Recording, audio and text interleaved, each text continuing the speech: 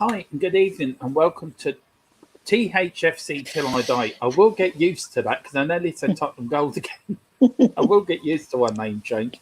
Good evening. On this lovely summer's evening, we start with a little bit of sad news. Our former Spurs manager in the 70s, before Keith Burkinshaw, who took over from the great Bill Nicholson, has sadly passed away. And for everyone here, would like to send our condolences to his family and friends. Even though he was an Arsenal man and an Arsenal manager, he still managed us for a little time and period. Wasn't really successful, but we'd like to send our condolences to his family at this time. Join us tonight. We have the godfather of all Spurs channels. This man has got so much knowledge; it's unreal. Yeah. Philip, and congratulations on becoming the grandfather again for the fourth time. So congratulations to you, Philip. Thank you very much. Yeah, delighted to have a wee girl now. 3 boys and 1 girl. So I think that's them finished now. So that's what they tell me anyway. Yeah. And down below, well, she is the queen of all. She's the queen of all Spurs channels, but she's our queen on this channel. It's Miss Queen Elly Holberg. How are you, Elly, this evening? Lovely. I'm really well. Sad about Terry Neal. Yeah. Even though he didn't win us anything, but my condolences go to his family as well. Love. Yeah. And then joining us this evening, he's always fashionably late. I think it's brilliant. He is. He's the youngest of our group, but he is the stats man. This fella is so knowledgeable on players, stats. He blows me out of the water. Is this? Good evening or good afternoon to you, Izan, in Canada. How are you today, sir? Doing well, man. Thanks for having me on once again.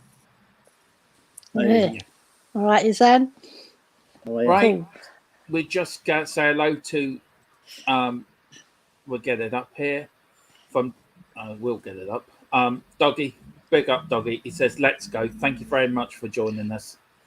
And I just want to say thank you to everyone who's subscribed to our channel over the last week. We're nearly at 530. We're on the march to 600. So we really do all appreciate it. Yes. And we're also very grateful for you subscribing and liking. And also want to say special thank you to our Patreon members of our channel. Elly and Philip and Izan, who are on the screen, are all Patreon members, as well as Mark, our other host, who's doing nights now at work. Yeah. So big up to them. If you want to become a Patreon member, you can. The links on the YouTube channel. So click on there. There's three different things to join us, but it's not essential. And also, we've got a couple more comments. We've got good evening to Marlon Green. Good evening, sir. Marlon. Coys. Nice one. Super Tottenham evening panel. Super Tottenham.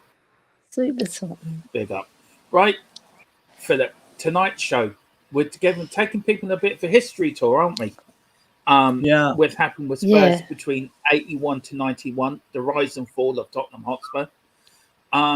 I think with all this coming out with Levy and people want Levy out, the Levy out group and everything, I think it's good to take people back to when we really were in trouble, where there would be no club. So before we get into it all, Philip, what do you remember of that time? Around the 90, 91, you know, we were going out of business, Midland Bank were after us. How are you feeling? That was shocking. I mean, I always remember that. We were on holidays. The whole family had gone to Croatia, Dubrovnik, on holidays in June 91. And two things happened when I was out there, and one of them affected me more than the other. One, the Croatian War started. But the thing that really affected me was the daily news bulletins. Will Tottenham Hotspur survive this financial malaise that they were in? The Midland Bank were about to pull the plug on them, and I came very, very close to pulling the plug on them. And it was only the fact that Terry Venables hunted down Alan Sugar and got him to invest in the club, because a couple of months earlier, Irving Scholar, who was the chairman at that stage, had actually arranged for Robert Maxwell, of all people, to invest 1.1 million in the club on absolute secrecy, that it would not be made public that Maxwell was an investor, because Maxwell was not very popular at the time for a number of reasons. And anyway, that leaked out, and that caused a rift that actually allowed Venables and Sugar to come in and eventually take the club over and save us. But it was horrible. It really was. I mean, there we were. The FA Cup holders should be a joyous occasion during the summer, waiting for the pre-season to start and everything. And all we were worried about was, well, we're going to have a club to go and see come August. It was that bad.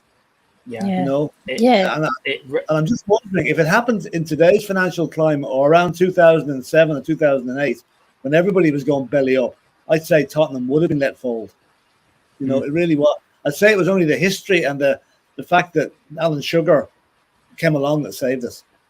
Because we'd gone to the club in the late 70s, early 80s, very traditional, old school, old type of board, very secretive. Nothing happens. It was football only. There was no other activities. And it was the other activities during the 80s that led to the nearly downfall in the early 90s, which we'll deal with later. Sure, you know. We'll get into that, because there was a lot of stuff going on. Ellie, I'll go to Izan first, if that's okay. Then you, Ellie. Yeah, that's fine. Izan, as you as a young fan, I mean, how do you see it? I mean, you weren't around then. Do you know how do you see about all this? Us nearly going bust, and really were close to going to the wall, being no club at all. How do you feel? Does this change your mind on how Levy's been doing with the club for the last 20 years, or does it still make you, I still want Levy out, sort of thing? Do you think history could be? Do you think? I mean, Levy was like a Tottenham fan his whole life, right? So he probably knows about all the financial difficulties we faced due to reckless spending and whatnot. I believe we were 20 million pounds in debt, somewhere around there. And then also they wanted to expand the East Stand in White Hart Lane, which cost an additional 8 million pounds. So it was like 28 million pounds in debt. And Robert Maxwell, the reason he was so unpopular was because the dude was a fraudster. He basically like bankrupted his companies. He cooked the books and whatnot. He was a fraud, and when he passed away, his kids, I'm pretty sure, had to try to keep his businesses alive, but he had to file for bankruptcy because he took the book basically. So that's why Robert Maxwell was so unpopular. But yeah, I do understand where sometimes Levy and Enoch come from, in that they make sure the club can sustain itself and not fall into financial troubles again. Ellie, Yeah. a great answer, Izan and Philip as well. Brilliant start. Ellie, like me and Philip, you were around, we can remember what it was like then. It was horrible, wasn't it? It was a horrible time, and we were fearful. Will we have a club to see next season? It's a whole. Do you put all the blame on Irving Scholar, or do you put some of the blame on the previous owners that got us into debt in the first place with building the West Stand? That caused the problem in the first place. It was the East Stand, not the West Stand. Yeah. It was the West Stand was first. Oh, okay. Yeah. Oh, I didn't know that. All Yeah. right. Sorry. No, you're right. All I'd say to that is a bit of both, really. It's bad management in terms of the board and their spending. I think possibly the previous board were more to blame because they shouldn't have thought ahead too much and borrowed all that money, because I believe most of the money was borrowed from Midland Bank. And there was I think it was £40,000 interest every month. So that was accumulating and got us into deeper shit. And basically we went and bought Ozzy and Ricky, and I read recently that we financed the deal by borrowing money as well. So, and also that when we won the FA Cup in 1981, the three lads, Ozzy, Ricky and Glenn Hoddle, were asking for massive pay rises because they were the three stalwarts of the Spurs team. So we're getting a bit of feedback, aren't we? We are.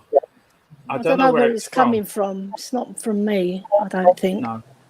Anyway, what I was saying is that, you know, they were jumping ahead of themselves and getting us into trouble. And when the news broke, because it was it was very secretive, because hardly any Spurs fans knew. And when it broke, it all shocked us, really shocked us to the core, that our club was in such deep trouble. And I just felt sick in my stomach that I could be waking up one day and there would be no Tottenham Hotspur there. Having played for the club as well as a lady, I can like put my hand on my heart and say that I love the club fully, you know, and I'm from Tottenham as well. So it just struck a chord with me that what are they doing, you know? And in reply to your Levy thing, yes, he is putting building blocks in to make ourselves sustainable. But what I would say is also put money into the team, which he started to do this year. You know, in comparison to the bigger clubs, we weren't investing enough to make our team stronger. So what I would say, yes, he has done a good job to make sure that we're sustainable. Yeah. Do you know what I'm just thinking there? Irving Scholar was pretty much the Daniel Levy of the 80s. Well, and I know Irving Scholar gets a very bad press, and for a lot of the time he deserves it. But there's a few things Irving Scholar did which deserve highlighting. He came into the club. He was a shareholder. He came into the club at the end of the 1970s, early 80s. He wanted to lease, when they were thinking of building a new West Stand. He came into a meeting with the board to lease the boxes. And he was appalled at the financial figures that were thrown around to build this West Stand. He knew the club could not afford it. Like, he mentioned 40 grand interest. That's a huge amount of money now, even 30 years ago. It was massive. Yeah. So he warned them. He says, you go ahead and build that stand the way things are, and we are going to be in deep shit, basically. And that then, he took advantage of a row that was going on. Now, the Richardson and the Wales were the power brokers at Tottenham. They were the board, effectively. But God knows what they were fighting about. 25% of Arthur Richardson shares. The princely sum of, wait for it, £600,000. Right? You go along that another 15%.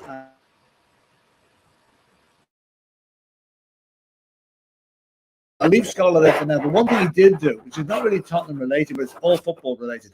Do you know that in the 80s, mid-80s, each football team, regardless how big they were, City, Liverpool, whatever, got 25 grand a year football from the TV companies to show their matches. 25,000 a year. Can you imagine offering them that now? He lobbied to get that increased. It went up to 50,000 in 1986 and up to 600,000 in 1988. Now, he was the architect of getting decent money for football shown on TV. And that was also the precursor to the start of the Premier League. Yeah. That got them thinking. So Irving Scholar is a baddie in a lot of Spurs fans' minds. He's not a great character, but at least he did some good when he was there, even though he really busted. You know? Yeah, he was one of the original signatories on the Premier League, wasn't he, Irving Scholar? Yeah, he was. He went on to be director of Nottingham Forest after he left. That's sold right, his share and went on to Forest. That's right. Yeah, I've got a few comments here from we're going to get them through. Super Tottenham says Tottenham Football Club was never going to go bust. Too much of a big club, so someone rich would always buy Spurs for it to survive. I don't know about that. It went. I'd say we're within 24 hours of going bust at that stage. Well, I think you were right. We were 24 hours ago and bust at the time. We've got Wembley one. Big up Wembley one. He's saying Super Tottenham bang on about Scholar and recruiting top players. Can anyone imagine Enoch even thinking about pulling off a transfer coup like Ozzy and Ricky? Not even remotely Levy's universe. It wasn't Scholar that did the Ozzy and Ricky thing. It was the Richardson and Well family were the owners that did the Ricky and Ozzy transfer. That was only because of a change in EC rules. Up to 1978, only amateur footballers could come from abroad or come from outside the EC to play in England. The change in the rules that Spurs utilised to bring in the two boys, or else it would never have come. No, which is brilliant. It is. We've got Super Tottenham saying also, I'm Scholar, for what I know, went out to win trophies and brought some great players to the club. So you can compare him to Levy and Enoch. Scholar tried, Levy hasn't. What would you say to that, Ellie? We're getting awful feedback from somewhere. Where's it coming from? Because you muted my mic and it was still going. Is it coming from yours, Anne?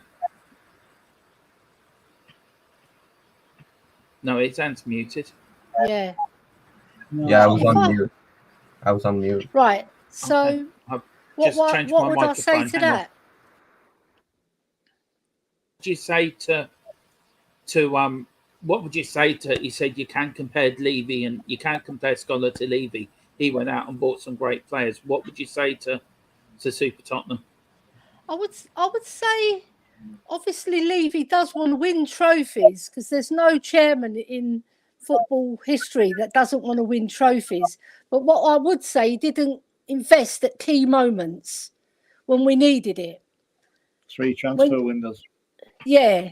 And there's so many transfer windows that were falling short, you know. So I would say he should have put in the money when it was really wanted, when we were on the crest of a wave, and then we could have rode the wave and gone sky high. Instead, we flopped, and we've been flopping ever since. It's taken Antonio so now, Conte. Yeah, it's taken Antonio Conte, like Philip said, to wake him up and make him smell the coffee. There's one for Ben. Yeah. I just want to start with this. We'll start with questions now. I've got a few questions that Ellie did for us, so we'll get on with that. I'll start with you, Philip. As a fan, did you know about the financial crisis, or did you feel that, or did you think everything was being looked after, especially with the Wales and Richardson over the West Stand? Did you think, oh, they'll be okay? They've been our owners since 1892. I think they got involved with the club. Yeah.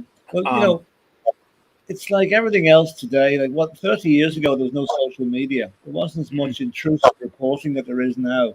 So you really were depending on the mainstream Fleet Street journalists to come up with this stuff. But remember that there was rumours that all was not well at Tottenham.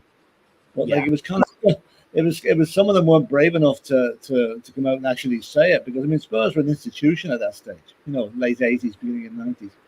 And it was really unheard of for a club of that stature to be looking at financial trouble.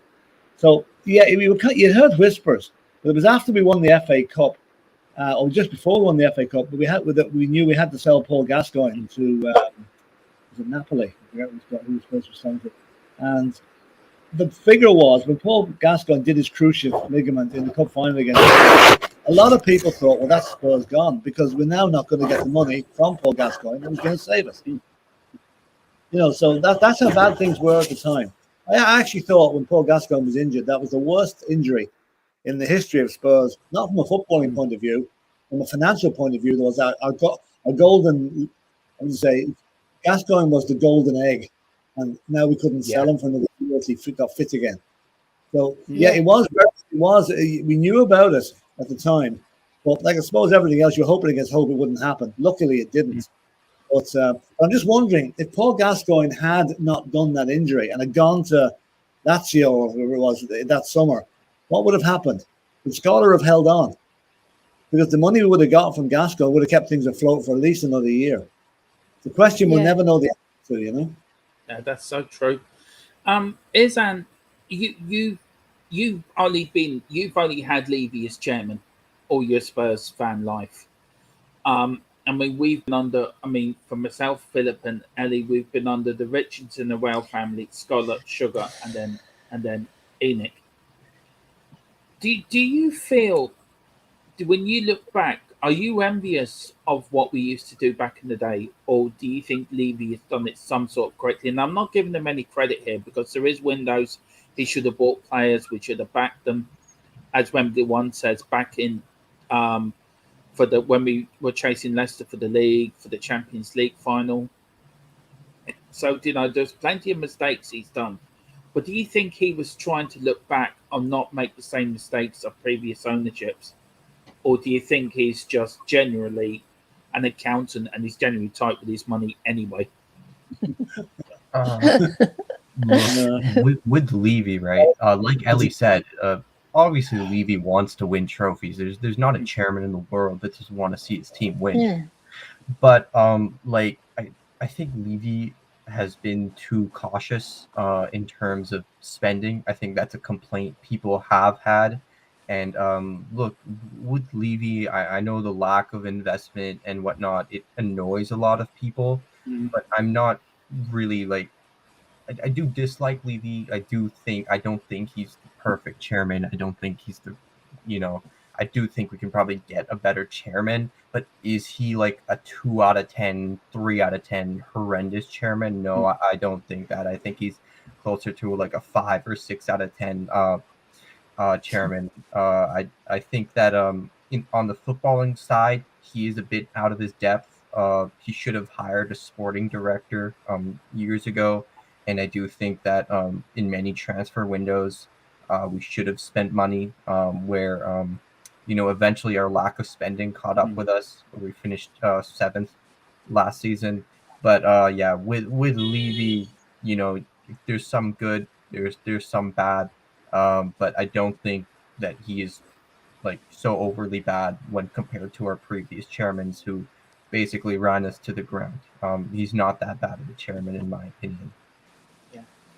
Ellie, at that time we're under Scholar. When Nealy had the golden generation again, when we had Lineker, Hoddle, and Waddle, all and probably Gaza all in the same team. Yeah. We then sold Waddle for I think was £4-5 million at that time to Marseille. Do you think, with all the other things that are going on in the backgrounds with Hummel and with the knitwear company, which I found out today, which is unreal. Yeah. Do you feel there's really missed chances we could have been so successful? 87 when we had a great season. Do you feel it was more about making money for Scholar, or do you think he was just a bad chairman? He didn't know what he was doing?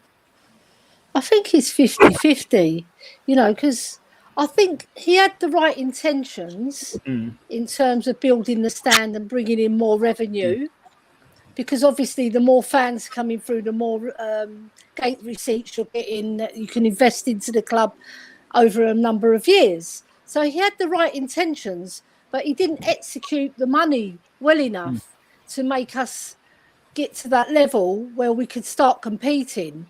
Because I remember, through 87 when we lost the cup final, I was down in the dumps and I was thinking, we've got to invest now. We've got a core of a team that can take us to new heights. Just a few tweaks here and there, and bit proper investment, and we can go again. And it's like the story of our history. Before when Nicholson was in charge, it wasn't. Soon as Nicholson handed the reins over to Terry Neal, it started going pear-shaped because the investment wasn't there. You've got to have the right people scouting for you, and that's been dire as well throughout the years. You know, so I just feel that we did miss opportunities, and it's such a shame. It is. It's a big shame because can you imagine Gaza, Waddle, Hoddle, and Lineker in the same Spurs side? I know. We would have wrecked it up, wouldn't we? We would. That just makes your mouth water.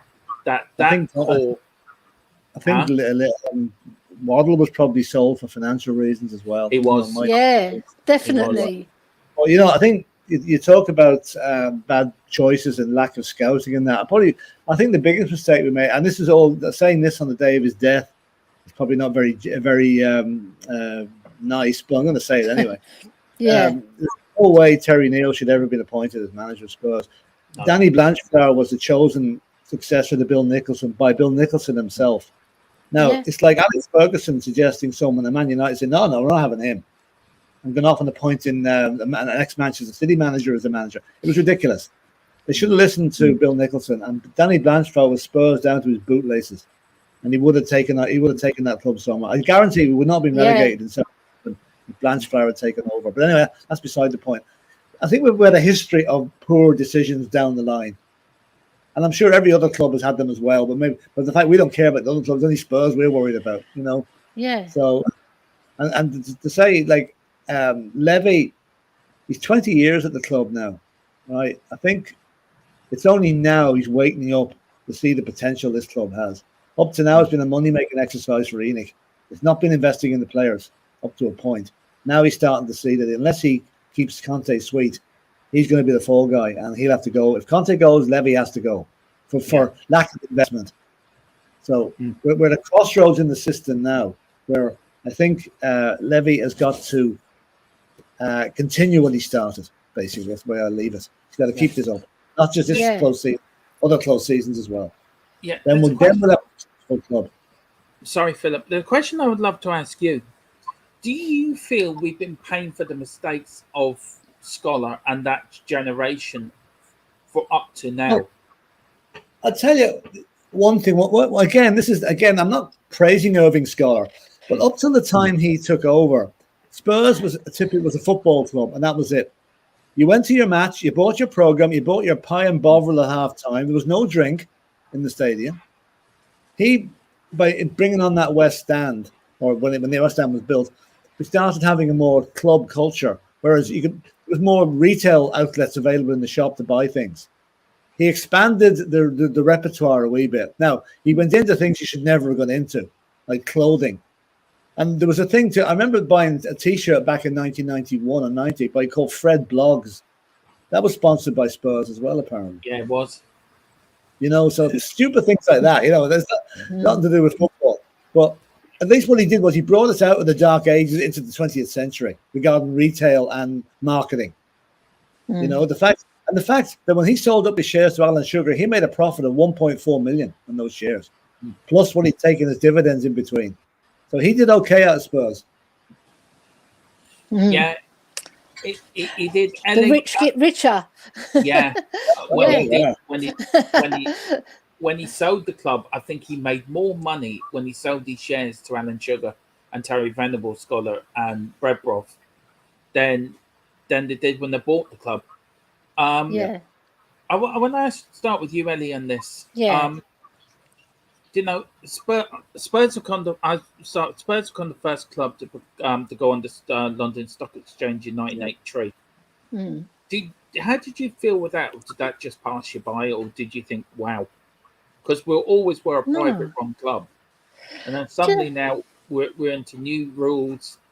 We're run by the stock exchange. We have to announce when we change manager or anything big. How did that how did you think at the time, or how did your dad and your brothers were thinking at the time when that was happening? Yeah, my dad said it would be a good thing, because he said that rich Spurs fans would buy into the club and they've got a vested interest in making the club successful.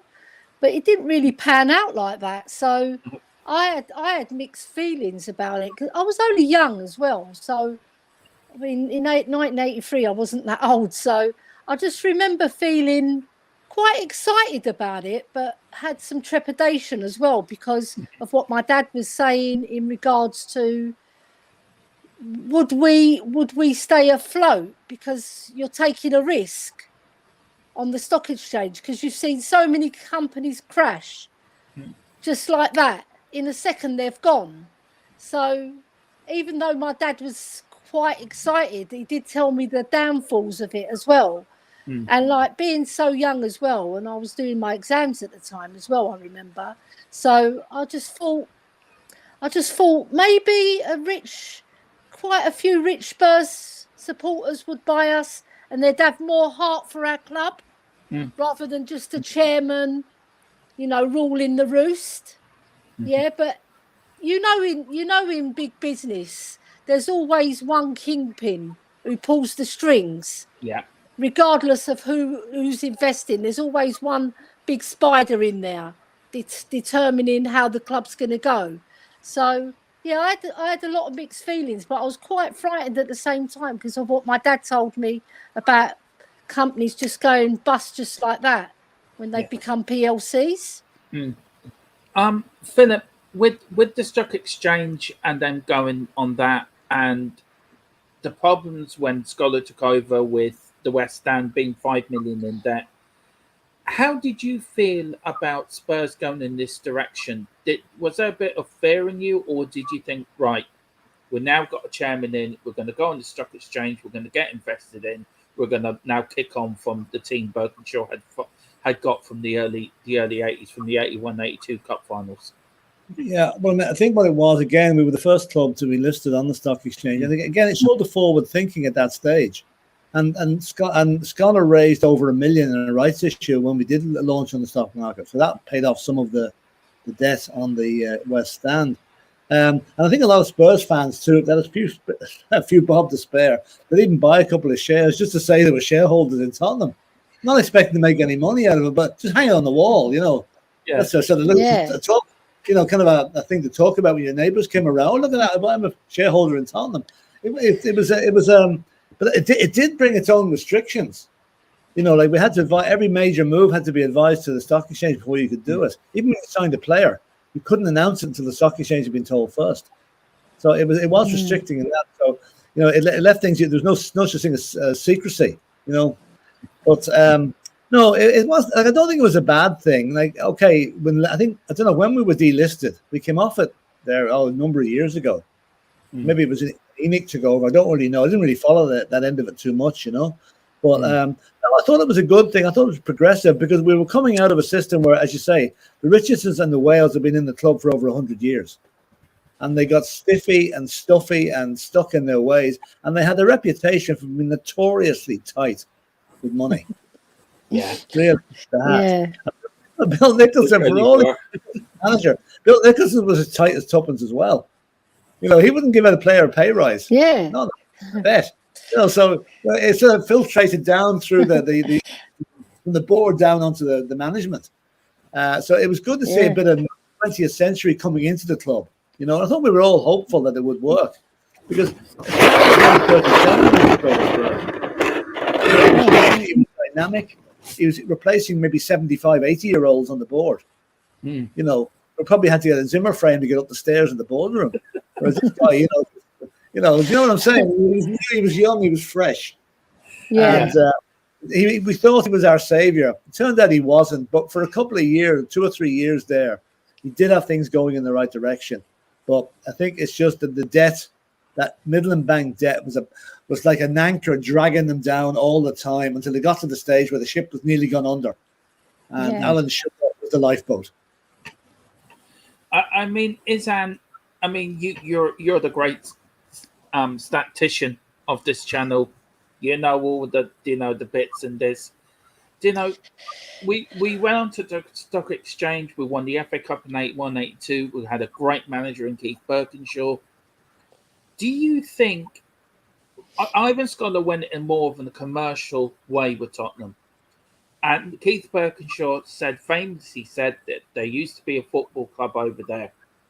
Was he telling the fans? Quote. I think it is. Yeah, yeah, but it's got. I think it's a folklore that quote. But what even if he said it or didn't is was he trying to tell the fans something with that quote? Hang on, we're going in a direction which isn't good for the footballing side of the club. I believe it was in an interview with a journalist. He didn't actually say that. I think it was basically like, old school clickbait. It's not real, but the journalist published it anyway. But basically, what he was referring to was the commercialization of football. And in the end, he was right, because in 1992, we know the Premier League started up, which really commercialized football. And there have been arguments made that the start of the Premier League really ruined the rest of the English football pyramid, concentrated all the money at the top. I do think that the commercialization of football, it was bound to happen, but it just wasn't executed correctly by Scholar. Yeah, and I mean, Ellie, we look back in them times, especially the early 80s, as the great success of Spurs. We've just been relegated, we'll come back up. We're now winning 2 trophies. We won a UEFA Cup as well in 84. And do you think Scholar was part of that? How can I put it?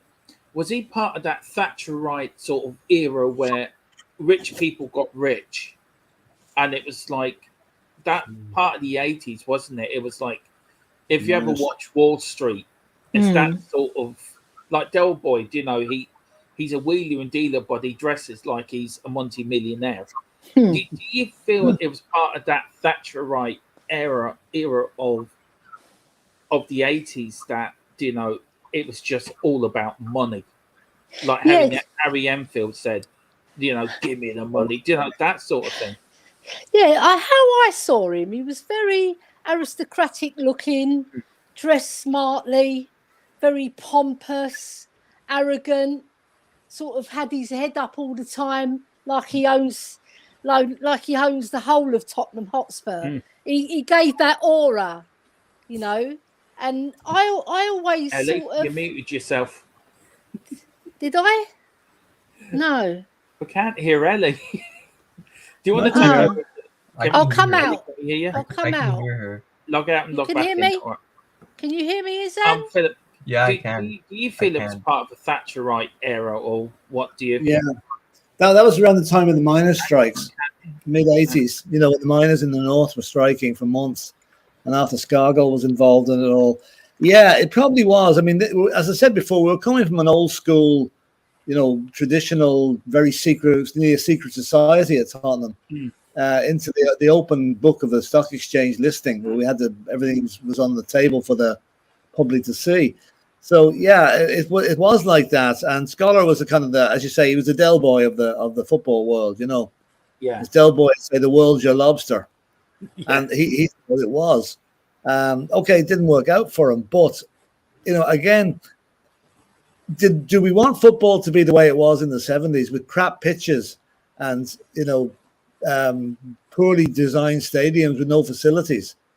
It's because of Scholar and his like that we now have the best pitches in the world, the best stadium in the world. Yeah. Okay, it's not ideal because the likes of Manchester City and what do you call them, PSG can come along and absolutely screw everybody else and put their 2 fingers up to them and get away with financial fair play.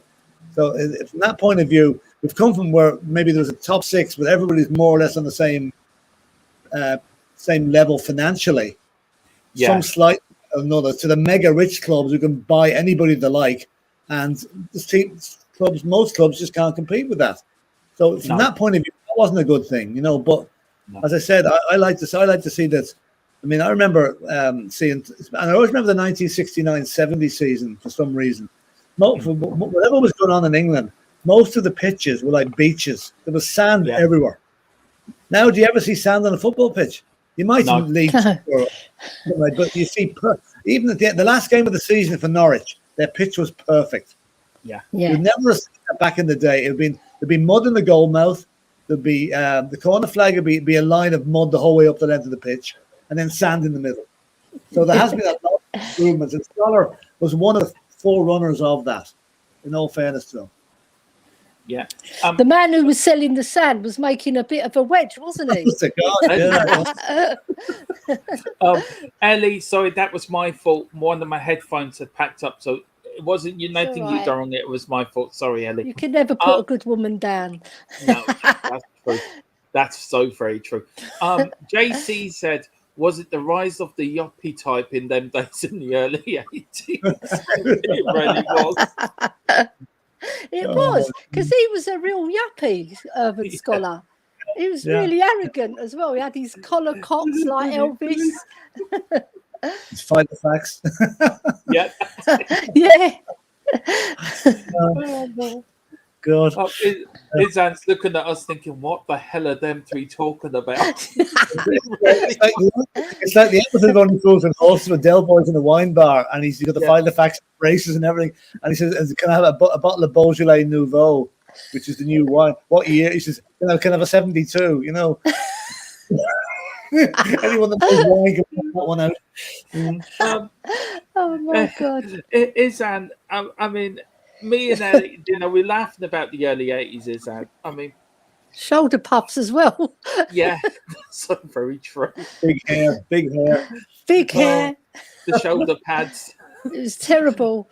I mean, you look at them. Do you think some chairmen, especially Scholar, do you think they were getting too big for their boots as it went on, as the 80s went on, as like recession hits, and then banks then were getting, like Midland Bank at the time, when we were nearly going out of business, were struggling themselves, so they were calling in their debt. Do you feel football in general has learnt a lesson from what happened in the 80s and 90s, especially with Tottenham and some other clubs? Or do you feel football hasn't learnt its lesson from them days? And do you feel clubs, you look at the likes of Derby and teams, big clubs like that, do you feel clubs have just not learnt their lessons? I don't think football has learned its lesson because even in this day and age, clubs are still running on losses, which is quite unbelievable. So in Canada, like we have NBA teams, NFL teams, right, which are franchise sports teams, which is a bit different. But in franchise sports, no fan complains that their owner doesn't invest enough money because there's a salary cap and the club basically, or the team basically runs itself, right? In football, teams oftentimes lose money, and it's up to the owner to put in investment, and depending on which owner you get. So like PSG's owners, and Man City's owners, they have a lot of oil money, albeit from very questionable sources, unethical sources, but they don't care about sustainability, right?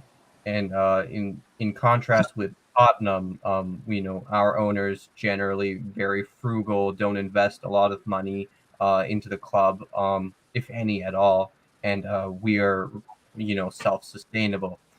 But most clubs don't work on a self-sustainable model, so if anything happens, we can see that a club could easily go under if an owner runs out of money. We saw that with Crystal Palace in the past. Their owner ran out of money. The wage bill was too big, and they nearly went bust. They had to be bought out. We've seen it with clubs like Portsmouth, Leeds as well in the past. So I personally, I don't think football has learned its lesson. I believe football should run on a self-sustainable model where you don't have to rely on your owners for investment. But yeah, so yeah, that's my answer to your question. There's one thing that's a brilliant answer. One thing I'll say about ownership of football clubs. Back in the 70s and 80s, the chairman of the football club, most football clubs, he owned the local haulage firm, or he was the local factory owner. He mightn't have any financial nous as such, and he kind of inherited the club from his father. That's all changed now. All the chairmen these days are all they're all accountants or solicitors or money are being brought up in the financial world, because it's huge business now, football, compared to what it was. Yeah, there are millions of pounds to be made and lost in this game if you play it right, and that's why maybe it's a wrong sort of people in some clubs. Like I'll use the Glazers in Man United, for example. They are milking that club dry, so they are. Oh, they are. Great fans are sitting back and taking it. You know? So I mean, I think we've got problems with Levy. If we are the Glazers, Levy will be a saint compared to what those guys are. Mind you, that is so very true. I want to go down this route here. Another Ellie did all the questions for this show, by the way. So big up to Ellie. Absolutely brilliant questions, Ellie. I mean, I couldn't come up with half of these. And also big up to Philip, because I know Philip's been doing some digging as well. So thank you, Philip, for all the digging work you've done behind preparing for this show. And it's as well for coming mind of knowledge. Yeah. I'll start with you, Philip, with this, if this is right, Ellie, and then I go to you, Ellie, and then you, Izan. Yeah. When were Spurs fans deceived when Spurs broke the league regs to finance the Hoddle and Co new deals in '81, where they basically followed I think they opened an account in Jersey, so they wouldn't have to pay taxes, but they could do it as a loan, which was done with other clubs, which then led to an awful lot of problems down the line for Ozzy, that Ozzy hadn't paid his tax for a few years, and it was Spurs that had to pay it. Spurs were supposed to be paying his income tax, and they didn't. Do you feel, especially with Scholar and Brebrov, do you feel they thought they were doing right, but with all these dodgy dealings and all this under the table stuff, do you feel they brought Spurs' name to a new low when this all came out, what they did? Or do you feel it was done everywhere else in football? Spurs were just a bit late to the party. In 1981 would have been still under the Wales and the Richardsons. Yeah, I mean, let's face it. I mean, there was an awful lot of nod and wink stuff going on in those days. You know, it was cash. Look at Brian Clough. Look, picking up a brown envelope full of cash in the lay-by at the motorway service station for the next traffic he was organising. It was rampant. Spurs made the mistake of getting caught. Basically, that was really it. To say, "Will we deceive?" Probably didn't even know about it until it was well done years after it had happened, because it's not the sort of thing that they were going to broadcast on the PA system at the match, you know. So I wouldn't have felt deceived. I would have felt disappointed that they'd stoop to that sort of thing, because you expect better from your club. Yeah, it's other clubs do these underhand things, not my club. And for Spurs to get caught doing it was a little bit embarrassing. I think it'd be more like the word to say it, and it's very costly for Aussie dealers as well, to find out they had to pay a huge amount of tax back, you know. But Ozzy said, you know, when he was quoted there not that long ago, he said, "I don't know how much I was earning when I came to Spurs in '78." I thought that a very strange answer, because you would have thought, coming to a new country, he would have known down to the last penny what he was getting, you know.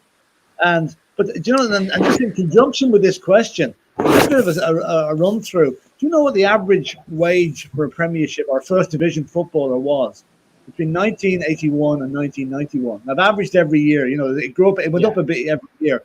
€670, £670 per week was the average wage for a Premiership.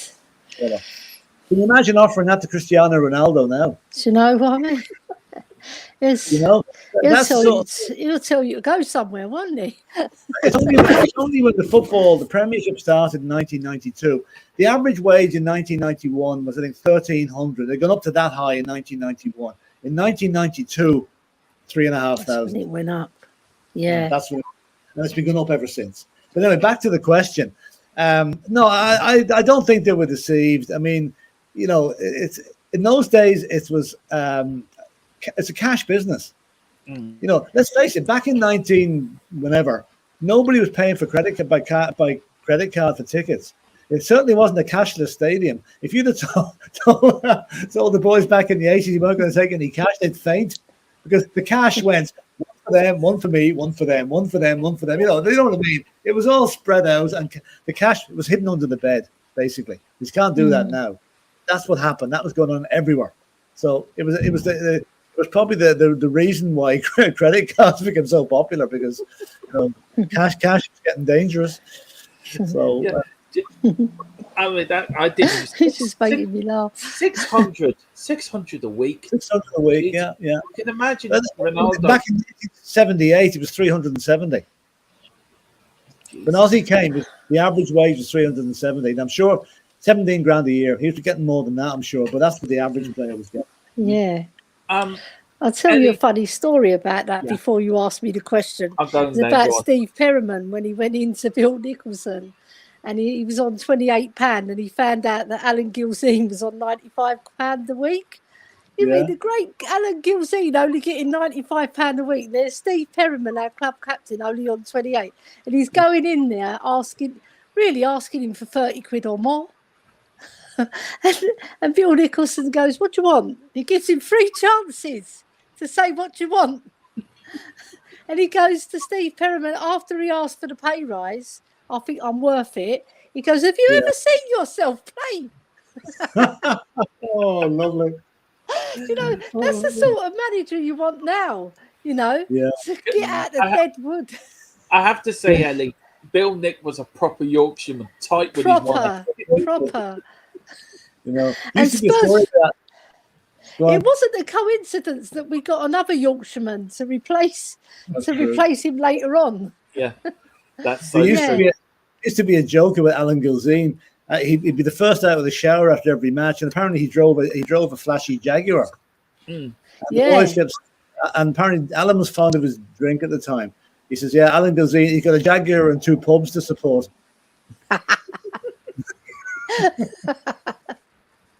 Oh my God, he's a good Scotsman, wasn't he? He is.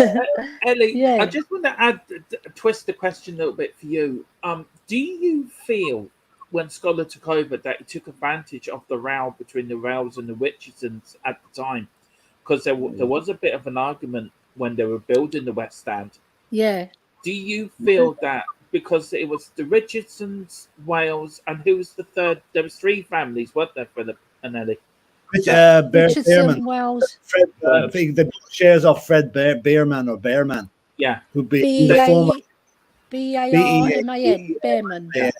Yeah. Bob Roth got 50% of the shares from him. So that between the two of them, that's how they got control of the club. Yeah. I think it cost them sort of £500,000 to actually buy the club. Yeah, it cost Scholar 600,000. I don't know what it cost Bob Roth. Do you feel that he took advantage of a beef between the two warring families? And do you feel that, especially with all the deals after the 82 Cup final, Scholar now coming in as chairman, do you feel that as a fan, were you just thinking, brilliant, this is great, we've got new owner now, we're going to go places, we've won the FA Cup, we're keeping Hoddle and Waddle, and Ricky actually went back to Argentina without paying back any tax, apparently. Yeah. And poor Ozzy was clubbered. Do you feel that they have an awful lot to answer for? Before we go on to the Sugar side of it, back in the late 80s and 90s, do you feel Ivan Scholar and Brebroff have a hell of a lot to answer for to what happened in the late 80s? Yeah, I think they mismanaged the club quite drastically, really, and they weren't looking at the bigger picture. Yeah, you know what can come ahead of all these loans and loans and loans and loans, and putting us into so much trouble. So by the time the 90s kicked in, the early 90s, and we won the FA Cup, we were on a collision course to disaster. You know, and they should have done better housekeeping like Bill Nicholson used to do. You know, they should have taken a leaf out of his book and shown how, run the club so that we're successful on and off the pitch. Yeah. You can't. You can have both, but you can't have one overseeding the other. And it's a bit like the money's coming in '92. It's like open their eyes. You know, they're thinking, oh, we're going to be even richer. So it's like a snatch and grab, you know. Yeah. And then leaving the club high and dry. So yeah, I was very angry that they did that to our club. Mm. And they didn't look out after the housekeeping. Yeah. I mean, Philip, I'll go to you, Izan, first, then you, Philip. Well, I'll start with you, Philip, then go to you, Izan. Philip, with Alan Sugar coming in, and then you had the L-Tel bust up a few years later, a year and a half later. Did you feel that Alan Sugar was right to get rid of Terry Venables, or do you still now believe that Terry still had the best intentions at the club, you know, from his ex-player, ex-manager? Or do you think Alan Sugar was justifiably right to fire him for the under-table dealings he was doing? Well, apparently. At the time, I was very much in the Venables camp. Yeah. Because let's face it, Terry Venables had won us the FA Cup. He got us, you know, he got us out of trouble, if you like, and he was part of the financial package that got us, that saved us with the Sugar deal. And at that time, I was in his camp. Now, hindsight shows me that, or things have come out on the wash since then, have probably proven Alan Sugar right for doing what he did. At the time, it didn't seem right, but now, you know, 25, 30 years later, it does seem right. But I'll tell you, one thing, Scholar was very, very, he made a perfect prediction when Sugar and Venables got into bed together on this deal. He said the first year will be the honeymoon, and the second year will be the divorce. And it was exactly 2 years after they got together, they were divorced. So it lasted 2 years. Absolutely right there. So, like, you know, he like Venables always struck me as being the Del Boy of football management. You know, that's my, you know, sorry, I know maybe you don't know who Del Boy is, but he's a wheeler dealer in a TV series over here. And it's the best TV series, comedy. Comedy. Yeah. You know, have you seen it, Izan? No, I haven't. I'll watch it after the show. You have to get it. You have to watch it. It is so funny. It's voted the best comedy series ever. Brilliant. Yeah, definitely. I was going to say that on a pure football perspective, it was the wrong decision because Terry Venables is a pure football man, and he knows how to drill a team. He knows how to run a team to be successful. And he proved it in Barcelona as well. So he came from good stock, and he was an ex-player of ours. So he had heart in our club. He had heart in our club as well. So on that front, he won a medal in '67. It's just a shame he was a bit of a Del Boy, you know, and all those things came out later on, like Phil said. Yeah. But he was. Sorry, go on, Philip. No, go on. Sorry for that. Izan, I want to say hello to Kay Alexander. I don't know. Apparently, know you, Ellie, but hello. Yay. I don't know if you're a lady or a man, but hello, sir or miss. This is my favorite gentleman, Wilton McDonald, the fella that lives in Miami. Big up, sir. Thank you for joining us. And Toxic Headshot. This one I want to talk to you, Izan, very quickly. Rennes to sign Joe Roden, Fabio Romero. He's saying a deal is a loan with an option to buy 20 million euros. Yeah, I just saw this like 5-10 minutes ago. Yeah. Not bad. Do you think that will go through, Izan? Good deal for Rennes? Yeah, it's a good deal for Rennes. I think he'll perform well in the French league. I think that's a good deal. The price is all right too. So overall, a good bit of business for both clubs, Spurs and Rennes. As long as he gets his hair before he goes. Yeah. Last week, he was after coming out of a week on Love Island or something. You know, he was just. Yeah. He's a little bit of a wild party boy, I've heard. Yeah, it sounds like he came from one last week. No? Don't know whether it's true, but that's what I've heard. Also, big up to Toxic Headshot as well for that. He joins me on my feed for streams, so big up. I'm so sorry for how my FIFA stream ended. We had such a bad run to the end of that season. I think 1 win in 6, but I've been signed for Spurs for another season, managed for another season. So let's go and try to win something this season. Yeah. What I was going to say, oh yeah, we'll go back to you. We'll start with you, Izan. Where's the question now? Right, we'll go to Alan Sugar. We'll fast forward now back to 98, 99 or 97, 98 season. He sacks a man. I forget who was managing Tottenham before George Graham. Before George Graham was David Pleat, wasn't it? It was David Pleat. Christian Gross was in there as well around that time. Yeah, he was. But George Graham, ex-Arsenal manager, comes in. I know this is a bit before your time, Izan. How would you feel if that was now? If, say, Alan Sugar was in charge and he was bringing in George Graham, how would you feel as a Spurs fan? An ex-Gooner coming in. We've had it with Terry Neal, may rest in peace, who passed away today. Again, a manager and a player for up down the road come to manage us. How would you feel if this was today? What would your first reaction be? I mean, the thing is, George Graham, he wasn't even that good of a manager. I think the only reason wasn't he booted from Arsenal for like corruption or something? Yeah, he was back in 92, 93, I think. So like what the hell are you thinking? Like, he's not even a good manager. He's been corrupt in the past. Like, why is he still in football? So it's like, why? Like, what kind of decision is this? So like, it's not like you have no other options, because anything is better than this. So, I know a lot of Spurs fans were mad, and if I was in that position at the time, I'd be very, very mad. Yeah, fair point. Philip, we all know George Graham, the man down the road, but he won us a trophy. That's about the only saving grace. Yeah. He was known as the man in the overcoat, very dapper, very, very well dressed, But again, we made a mistake with Terry Neal. Why the hell did we do it again? Yeah. Jesus. It'd be like Spurs appointing Arsene Wenger as manager. It's just, oh no, Wenger was a good manager, though. Like, he was, yeah.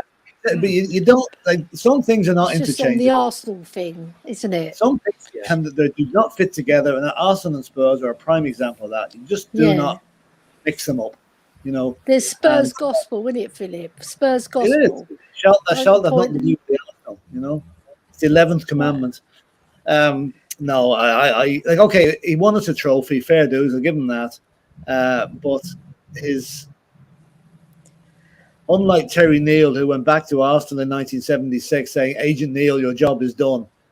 At least Graham couldn't say that. He'd actually fouled up as far as Arsenal fans were concerned by winning us a trophy. So, I mean, good luck to him. But no, I mean, it'll never happen again. I don't think it'll be let happen again, because if it did, that stadium would burn to the ground.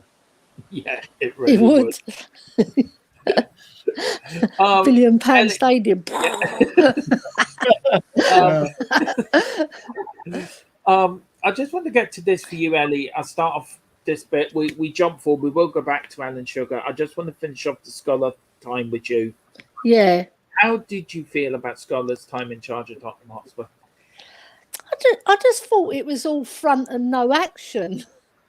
Like his own persona as well. Like he came across as very arrogant and very pompous and just about himself, smoking the cigars and, the trilby hats, and just the way he carried himself. I didn't like him as a person. So I wanted somebody in charge of Spurs who was a proper Spurs man, like Bill Nicholson. Somebody who loves the club, who's invested in the club, who wants us to do things. And he wasn't the right man, and when all these stories came out about him afterwards, it made me hate him even more. Yeah. So no, I just, a big Dan thumb for him. No. So 0 out of 10 for you. 0. A big fat 0. 0. Yeah. For you, Philip, how do you feel about the Scholar's time in charge of us? I'm not going to be quite as harsh as Ellie on him because, as you say, like he did bring us kicking and screaming into the 20th century. In some aspects. I will fault him badly for the way he allowed the club finances to get to such a state that we nearly went under. I can't give him any credit for that at all. I just have to realize in there, at the time that this 1991, I was actually working for a subsidiary of Midland Bank. Yeah. That's dawning on me. Anyway, but anyway. You could have crooked the figures, Phil. Yeah, that's what you should have done, Phil. You should have put erased a few noughts on that loan. Like £4 we owe, not 40 grand. But anyway, no, I'll give him a 4 out of 10. 4 out of 10. If we'd won the cup in '87 against Coventry, that would have gone up a bit more, and possibly would have staved off some of the problems that came soon afterwards.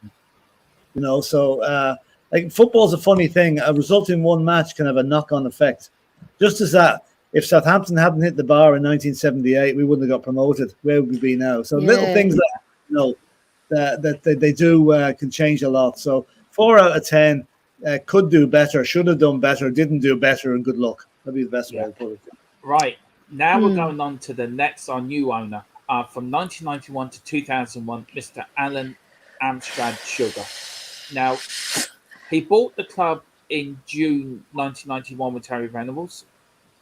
A big funfair. I remember watching the news that evening as a young teenager, and seeing all the fans there shaking Sugar's hand with the FA Cup, both holding the FA Cup and the Spurs, scarf over the top of them. And then everything just went to shit, basically. Everyone was coming out of the woodwork looking for money, thinking Spurs had, loads of money to spend. Ozzy Ardiles was one of them players, actually, as well, looking for money at the club. Apparently, it was done that he was a scout in 1987. He got paid for being a scout, but he never scouted anyone. Oh, gee. Another tax dog. That is, I saw that today in the documentary you sent me, Ellie. Yeah. He actually was hired as a scout, but never scouted anyone. Oh, no. When he got paid for it. And then, lo and behold, 2 seasons later, he hires Ozzy Ardiles after the Terry Venables sacking. So I'll start with you, Philip. How did you feel when Alan Sugar came in? Did you think, right, chance, clean broom, we're going to kick on now? We've got Alan Sugar, he's done brilliant with Amstrad. We've got Eltel, the man's won us the FA Cup. He's going to kick us on to win the league. And it became very quickly, it wasn't going to happen, didn't it? In June 1991, if Adolf Hitler had come back to life and took over Spurs, I wouldn't have minded at that stage. That actually says quite a lot. We were just so relieved that we had a club to watch the following August. That's really how bad it was, Again, I was happy. I mean, Alan Sugar, he came with a reputation of being a hard-nosed businessman and, didn't suffer any fools gladly. But we thought, here we are, we've got our saviour of the club. And as it turned out, we had 10 years. He lasted 10 years. And turbulent years. We won 1 trophy in that 10 years. In George Graham's time. He appointed George Graham. Good or bad, I don't know. I'll tell you one thing Sugar did do, though. Although he sold out to Enoch, he maintained quite a stake in the club. And when he finally relinquished his shareholding in 2005 or 2007, he got a cool 25 million out of it. Yeah. Alan Sugar got 10, 12, 15 times his investment back when he sold the shares. So that leads to think that he saw it as a business opportunity, which turned out very, very profitable for him. Yeah. And it really was. It really was. I mean, I know some people actually, when you mention Alan Sugar, they hate him more than they hate Daniel Levy. Yeah. And I've never really sussed that out, really. I'm actually a fan of Alan Sugar. I like him. I like Alan Sugar. To me, it's great. He picked some weird managers. Ellie, I found this picture on YouTube, and I had to put it in for the show tonight. And Izan and Philip, I'll give you all the opportunity, right? We just got this manager from Switzerland, and I think Philip and Ellie know where I'm going with this. Yeah. Okay. I know. Where's my train ticket? Christian Gross. Yeah. Right. I found this picture. Right. Ellie, I'll start with you. Right. What is Alan Sugar thinking? Christian Gross, who's Tottenham's worst ever manager, right? We did do a Premier League in Sugar's time managers. I gave him -1 trillion. Okay. He was that bad. What's Alan Sugar thinking? If you could put what's a he bubble thinking in coming that out picture? Yeah, what's he thinking looking at Christian Gross? He's thinking, my God, he's a handsome man. I hope he delivers some trophies. I think what he's paying for that bloody tube ticket. Bells me out. I don't know. I can't think of anything. He's probably saying, look at the twat I've just hired. I know. Is that what do you think Alan Sugar's thinking with Christian Gross sitting there talking his joy about getting an underground ticket? I mean, he's probably thinking, God, we're screwed. I mean, you can see in his face, he doesn't look that happy, does he? No. Please don't get us relegated. That's probably what he's thinking. Yeah. And apparently, where was he from, guys? Was he from Grasshoppers in Switzerland? Grasshoppers in Switzerland, yeah. He was still in management there a couple of seasons ago. He managed some German team. I think it was Werder Bremen, was it? For about half a season. He got sacked. You know? We've made some right bloopers, haven't we? Yeah. Hiring that was managers. But you know, when you think about it, between 1984 and 1991, we had 7 managers. Yeah.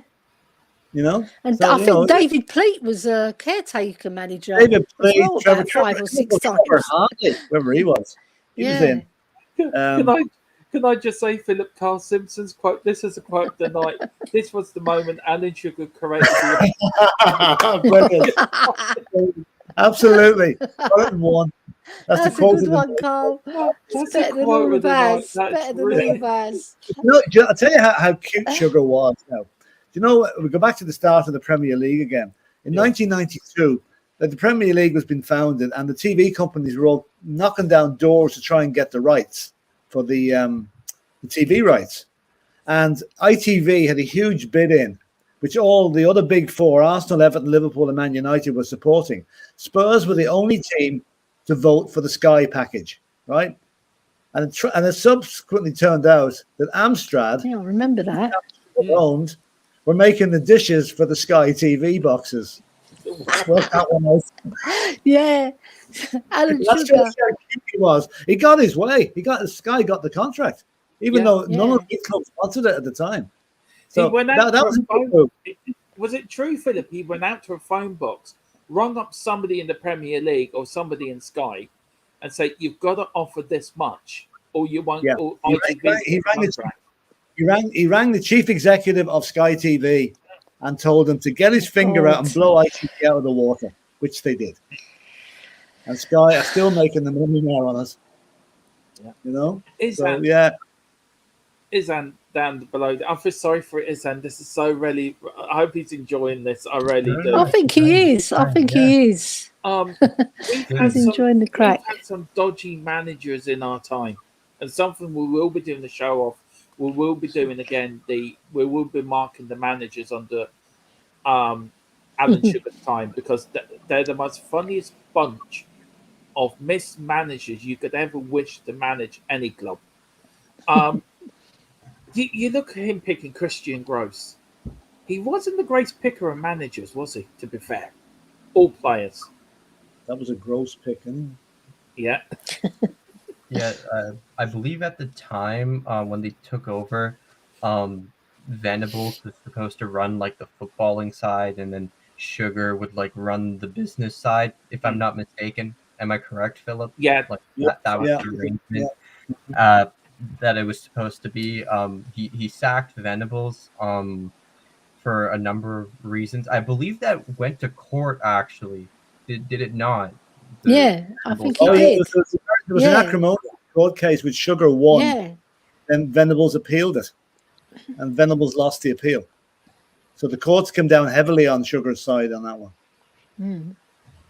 Whatever people's argument was, I don't really know, you know. So wrongful dismissal or something, you know. Yeah, I think that that's why there was a lot of strange managerial appointments, because Sugar himself wasn't a footballing brain. Yeah, so that could had no Paratici to guide him at that stage, you know. No. But you know what he did now? In all fairness to him, you've got to suggest, like, you know, the way we raided Argentina after the 1978 World Cup. Sugar did the same after the 94. He authorized the transfers of Dumitrescu, Popescu, and most notably the great Jurgen Klinsmann. And look what he met him on his yacht, didn't he? Yeah, that was nearly as good as Adidas coming into the club getting Klinsmann, because he's a proven international. I couldn't believe when we signed them three players. It was like, okay, who's pulling my leg? They had a huge falling out then, because at the end of that season, Spurs hadn't qualified for Europe, and Klinsmann had to get out of jail clause that he could leave if Spurs didn't qualify. So he moved on to Bayern Munich. But Sugar came up with a huge comment. He says, if Alan Sugar, if somebody handed him a Jurgen Klinsmann shirt, he wouldn't wash his car with it. So that's how badly they fell out. Mind you, he still came back 2 seasons later, but and saved us from relegation. Wilton McDonald said Izan is now having a rethink. He's saying, "Stay with us, Izan. It will get better. We've endured it for this long. So just stay with us for a bit longer." And then JC is saying, "Gross signed Paolo Tramezzani. Enough said." I know. That's true. Flipping hell. That is so true. Where was I now? I got the. How do you feel about Alan Sugar? I mean, he saved us, guys. He saved us. Up you, Philip. He saved the club. He saved us from going extinct. Okay, some of the stuff he did wasn't great, but for me, there's always the good sort of outweighed the bad. We were banned from the FA Cup one season, weren't we? We were 12 points deducted because of the tax dodges. But that was kicked out. That was eliminated on appeal, wasn't it? Yeah, it was. But he fought that all the way. He fought to get us back in the FA Cup. Do you feel he done more good for our club than bad, or do you feel it's 50-50 with Alan Sugar? Oh, God. No, I give him the benefit of the doubt. I think, you know, I mean, a lot of chairmen probably would have given up and accepted the punishment. He didn't. He thought it was unfair, which I think we all thought it was unfair. It was gross. You know, it was too. Pardon the pun. It was too big. You know. No, I'd be happy with him. You know, but like what Sugar was, he was a breath of fresh air. In some ways, he spoke his mind and didn't care who heard him. Remember when he called out, he was complaining about the value of some of these sticker balls. I mean, if he did that now, he'd be arrested. You know, for saying something like that. It's the apprentice industry. Love it. The only thing I would say to that, in contrast, is that the way he treated Steve Perriman, our club captain. You know, you told me this off the other day, didn't you? Do you want to explain people, lady, what happened? Do you know, there's a story behind this, so do you want to tell that story? Yeah, basically, he was, when Steve Perriman was appointed as Ozzy wanted him as his number 2, he used to come into the club, Steve Perriman, and he used to cross paths with Alan Sugar, and he didn't give him the time of day. He didn't even know who he was, probably. But, I mean, how do you come into a club, being a Spurs supporter as well, and not giving Steve Perriman, our club captain, a legend, any credence in the club, you know, and not even talking to him? I just find that so upsetting, you know, because he's my hero, Steve Perriman. To hear that our chairman treated him like that, it's disgraceful. It is. That's why I would never. Obviously, Alan Sugar put his money where his mouth is, and he helped our club. But when it comes to that side of the business, and treating people like they should be treated with respect.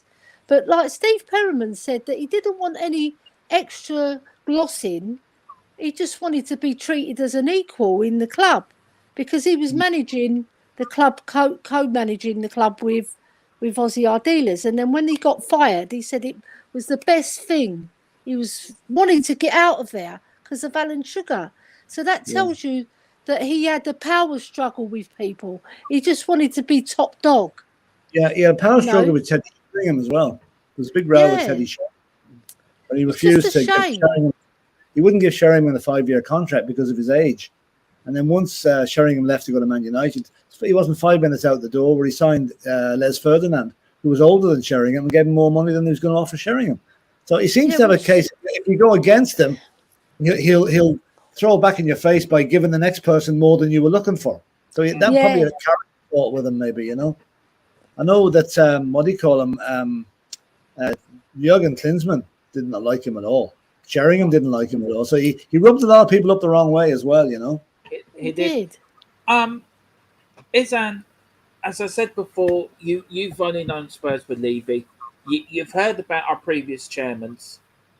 Would you swap Levy for any of them, or are you happy with the chairman we've got now? Yeah, look. As a young fan now, as a fan that's looking back through our history and looking at what we went through and what we all experienced, I'm glad you didn't have to experience what we experienced as fans back then. And I think a lot of people have seemed to have forgotten where we came from. We came from basically being dead as a club. So do you look back and think, do you think we should be grateful of Levy, or do you think, you look back, I wish Alan Sugar or Scholar was now our chairman? Yeah, look, I might get a lot of heat for this, but Levy is better than Sugar and Scholar by a long shot. Because, like, you know, with Levy, I have my issues with him. I think we all do, but like, at least he's not running us into the ground, right? Like, we've never been threatened to be relegated. I mean, under Sugar, we were like a mid-table team. We had so many financial issues, right? Although the trophy count isn't there, and there have been some decisions which have been poor, you know, like managerial sackings and whatnot. Like, I'll take that over like potentially losing the club. And I do admit that Sugar did save the club, but what he did after that wasn't really, you know, he didn't really make many smart decisions. A lot of that, like, there was a lot of poor decisions there. And even under Sugar, like, I know we won like 2 trophies, 1 or 2 trophies, I believe. Yeah, we won the Charity Shield, which we shared with Arsenal, and the League Cup in 91. Yeah, 99. But if you look at our league positions, we were like 10, you know, nearly relegated one time. I mean, under Levy, we haven't been even close to table at all. You know, one That's thing what Sean Butler was saying as well, about how do you measure success? Is it just trophies, or is it what Levy's doing to our club, making us sustainable? A lot of fans, if he gave us the trophies as well as what he's doing, they'd be satisfied, because there's no trophies, only 1 in 21 years, which is atrocious by any standards, right? That's why he's getting a bad rap. Actually, I'll upgrade the figures Sugar got out of Spurs. I just looked it up there. Alan Sugar, from the sale of his proceeds in 2 tranches in 2000 and 2007, he made 47 million. There you go. 3 million investment. He's the ultimate businessman, isn't he? He also described his life at Tottenham as a waste of time, a waste of his life. So he doesn't have fun. Because he was hounded out, really, wasn't he? Yeah. He was hounded out by the fans. They were even at his house, weren't they? But he still goes to the matches, you know, and he still comments on the games every time. So he's still a fan. Yeah. I saw him on TalkSport. He was talking badly about Spurs fans. He said he'd never let fans be on the boards, and there shouldn't even be supporters' trusts like many clubs have. Yeah. So that's which I disagree with. Yeah. Yeah, I disagree with it too. I wonder why he's saying that, you know. Do you know Bill Nicholson would be turning in his grave, Dermot and Phil, It will. him said that. Absolutely. I mean, Yeah. he would. I mean, Yeah. This is a comment here for Super Tottenham. Still to this day, the club don't treat our legends as they should. Not one statue of any legends outside the stadium. Bill Nick, Jimmy Greaves, Glenn Hoddle. I mean, we've been saying this on this channel before. I know you've said it, Philip. You've said it, Ellie. I know even you've said it, Izan. Yeah. Well, we've got a reputation, Dermot. We've got now I'll go back. I don't know if anyone's ever read the book by Hunter Davis. It came out in 1973. It was about the 1971-2 season. I've got it. At that stage, Spurs did not even provide shampoo or soap in the dressing room for the showers after the match. You had to bring your own.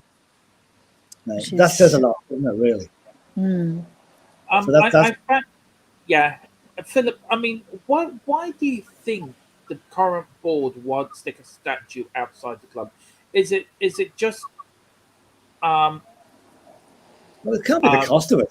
You know, it's a religious thing. That Brian Daigle said it was a religious thing because of the Jewish thing, not mounting statues of people because it's worshipping.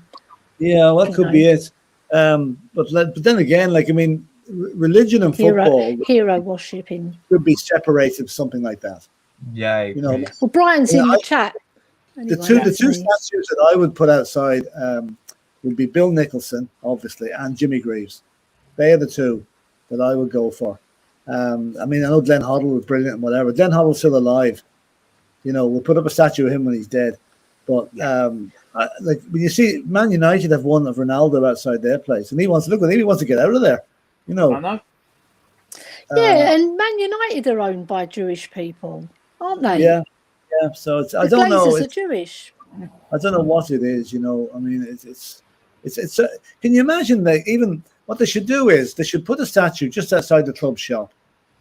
Because can you imagine the business that would generate? People coming to see the statue and then going and buying the shirts. They're missing a trick there. They really are. Yeah. Just a quick here to Brian Daigle. Booked 2 weeks today. That's the answer to your question, Mr. Daigle. So there you go. I mean, the Spurs Supporters Trust did something for Ledley, didn't they? They've done that mural for Ledley. Yeah, that's only a temporary one. That's only. I know it is, but at least it's something. But Steve Perriman, he should have something for God's sake. And then you've got Danny Blanchflower, double winning captain. You know, and then you've got Bill Nicholson, who won the title in 1951, and then went on to do the double for us. And he was the first guy to do it in 64 years. That's how fantastic he was. Yeah, and we haven't even got a mural of him. I know. Big up Brian for the mate. He says, Ellie, I didn't say that. Someone did say that. I think it was Ben, if my memory serves me right. Oh yeah, I just got the wrong B. And this or that, and it makes sense. But if that was the case, that was only religious grounds. They should not be serving kosher.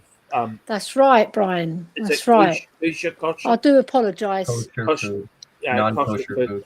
Yeah, I've heard Ben said that before.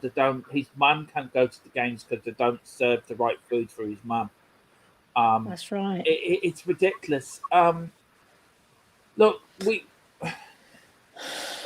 we've had bad owners, you know, over the years. Scholar, Sugar, Levy. If you could pick one who was the worst, Philip, who would it be? Oh, Jesus, you're going to get me shocked by answering this one. If I give you 2 minutes to think about it, I'll tell you who the worst is, because this the one that has to be the worst is the one that nearly lost us our club. Yeah. So it has to be Scholar. Yeah.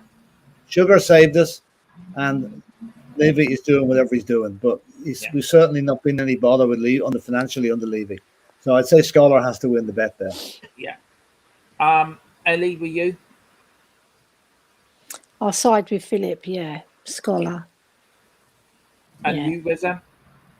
Yeah, Levy is the best, I must say. Sugar, he saved our club. You know, things went downhill after that, but he did save our club. Sugar and Scholar put us into the biggest debt in English football. So, yeah, it has to be Scholar. I mean, we were almost dead as a club under him. It has to be Scholar. He's the worst. Yeah.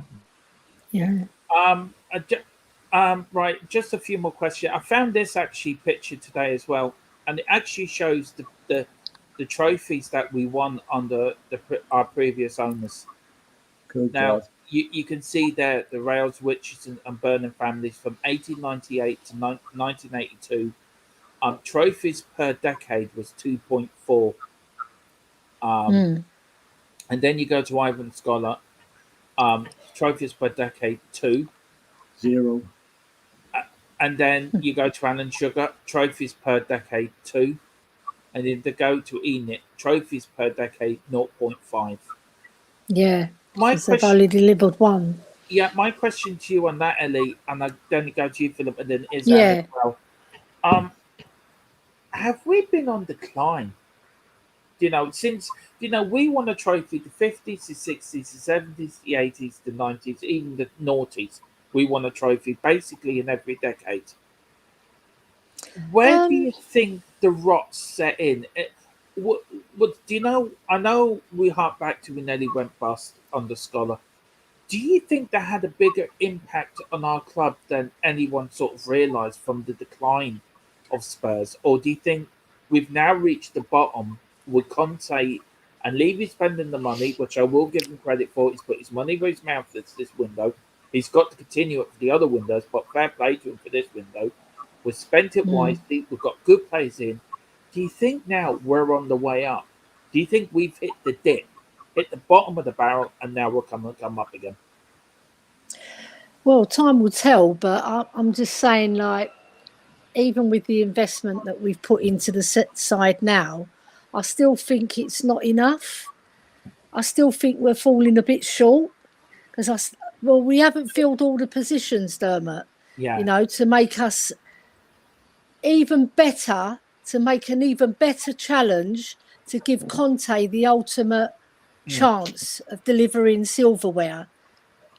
Like, I heard somebody say, would you take a League Cup and finish 7th, or would you rather not win the League Cup and finish 2nd in the league? And how do you weigh up success? Well, me personally, I like trophies because the feeling that gives you when you won the trophies is you can't replace it. When you finish 2nd, you don't get anything for finishing 2nd. You don't get anything for finishing 4th. You get financial investment in the club that will make you more sustainable. But if that's not then put into the club, and what we've only done is only spend 115 million net so far. So we've got to look at the bigger picture. Are they really investing enough still to make us, go that one step further or the 2 step furthers that we need to be able to challenge? Do you think we finish 4th to get up to challenging either 3rd or 2nd position so we can strike and actually win the league? We need those vital positions filled. So as soon as those ones are filled, then I would say yes, they've done their job, but they haven't done it yet. And it's going to leave us short, I'm afraid, Dermot. Yeah. That's my opinion. Philip, just a quick, somebody put the quote. It says Ivan Scholar won the FA Cup. That was right. The FA Cup's in that Scholar's thing, isn't it? Yeah, there it is. He did, 91. You can't miss that. He won it in 80. Well, it's debatable. Was he in charge actually when the FA Cup changed hands in 82? That's the question. I don't know the date he took over. I think it was the previous season. Alan Sugar didn't buy the club until June 1991. So Sugar didn't win an FA Cup. No. There's an FA Cup. No. You won a League Cup. You could put half between half a cup on each one, just to, the same question to you, basically, Philip. What I just said to Ellie. You look now. You saw the decline there of winning trophies. when do you think the rot started? And do you think now we've hit that we're now shooting the back up because we've squeaked the bottom of the barrel? Well, the rot start. Well, I mean, we're 20 years without it. Well, sorry, not 20. We're 14 years without a trophy. So you could say the rot started in 2009. Yeah. Well, we haven't won anything since that. It's hard to tell.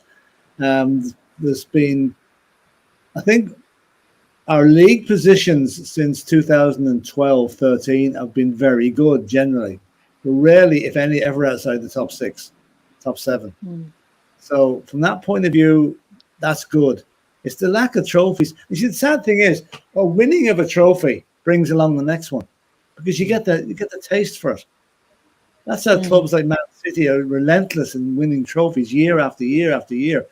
We did that in the 60s. Look at 61, 62, 63.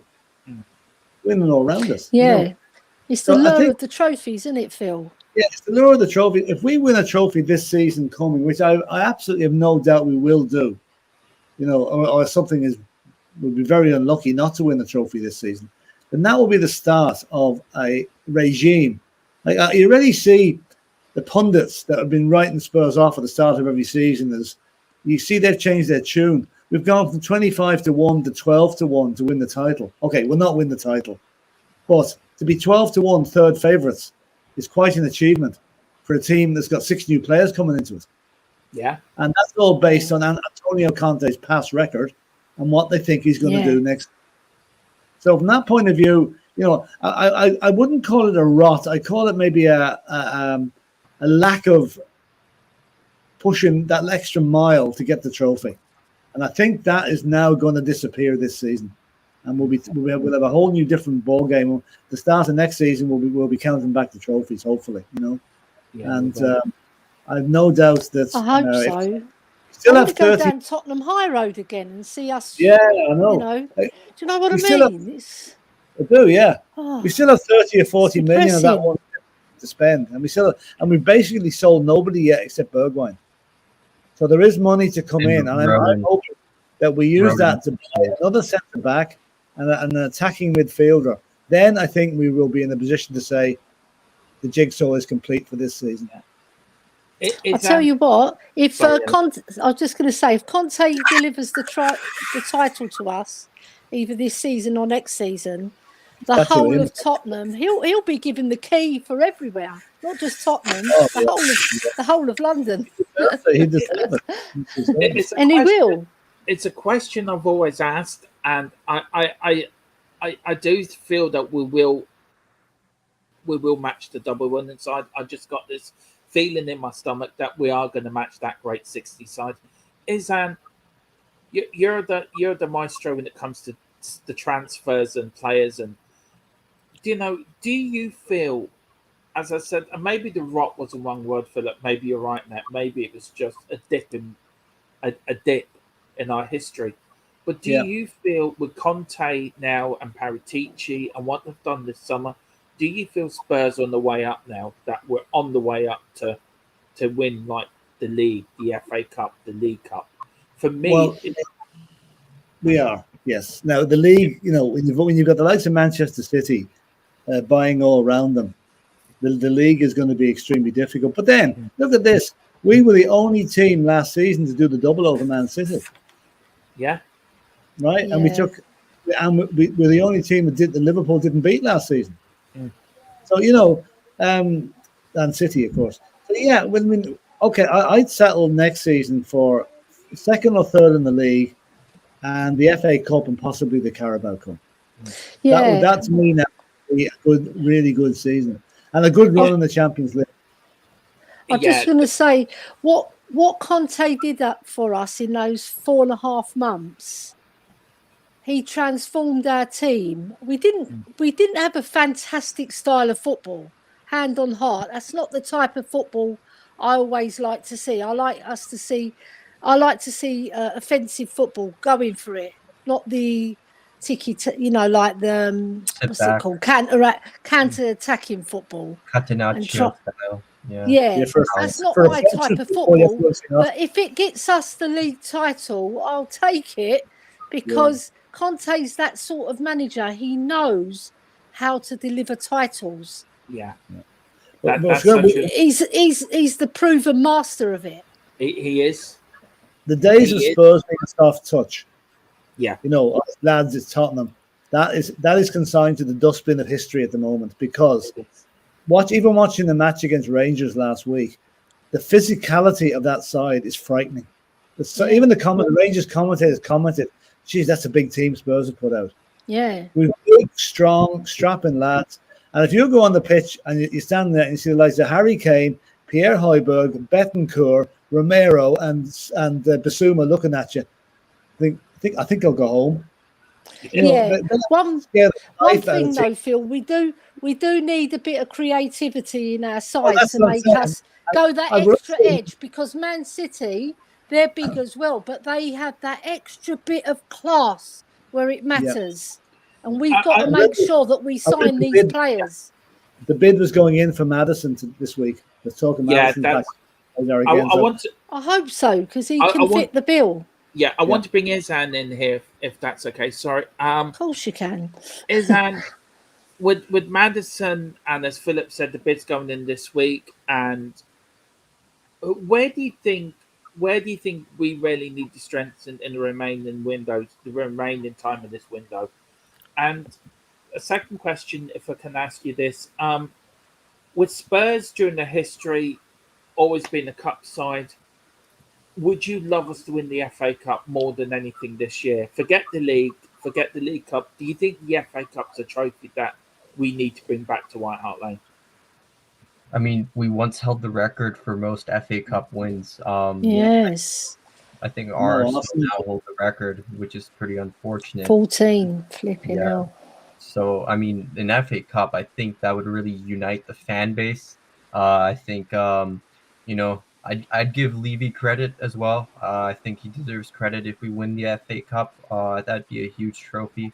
And to your point, or to your question that where do we need to strengthen? I think the defense needs to be strengthened. Center back should be the main priority. Someone that can play in the center of a back three. So an upgrade on Dyer, I think that should be the main priority. Yeah. And if we can get in Madison, that'd be really huge. I like Madison a lot. So if we can get Madison in and another center back, I'd like Milenkovic from Fiorentina or Pau Torres from Villarreal. One of those two would be really, really good. So yeah, I'm really hopeful and optimistic for this season. I think as Kuva says, the quadruple is on. So. What do you think of Skriniar, Izan? The ship sailed on that. I don't. PSG are after him. He's out of contract next season. I don't think he's joining us, even if we put in a bid.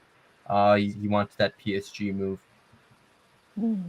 Yeah, I think the ship. I think the ship sailed on Skriniar. I don't think that's ever happening anymore. Okay. Yeah. Just to finish up on this, and then we'll talk a tiny little bit about Spurs news, or we might have just ended there. Philip, I'll start with you. How do you feel about Sugar's time in charge? And out of 10, what would you give him? Well, the fact that he saved the club, he brought in Jurgen Klinsmann, and had us playing a decent style of football. Okay, we're skirting relegation the odd time. I'd give him a 6 out of 10. But mainly the result, mainly for saving us. Yeah, because we wouldn't. He had. I like Alan Sugar. I think what he's done since he left Spurs, maybe more so. But I'll give him 6 out of 10, and not perfect by any means, and rubbed people up the wrong way, and fought with everybody he shouldn't have been. But that's business. Alan Sugar lives his business regardless what he's in charge of, and Tottenham were no exception. So, And you, Ellie, how do you feel about Sugar's time in charge? Yeah, 50-50. I'd give him 5 out of 10. Yeah, I would have given him a little bit more if I didn't hear the story about Steve Perriman, the way he treated him, because he's my hero. And anybody who treats my hero like that is never going to get more than 5. So, yeah, he did a lot of good, but he done a lot of bad as well. So I'll give him 5 out of 10. I think from my personal point of view, for Scholar, I didn't give him a thought on Scholar. Scholar, I would give him 3 out of 10 because of all the dodgy dealings he did with the club. You know, we were late with the West Stand, we were late with the East Stand.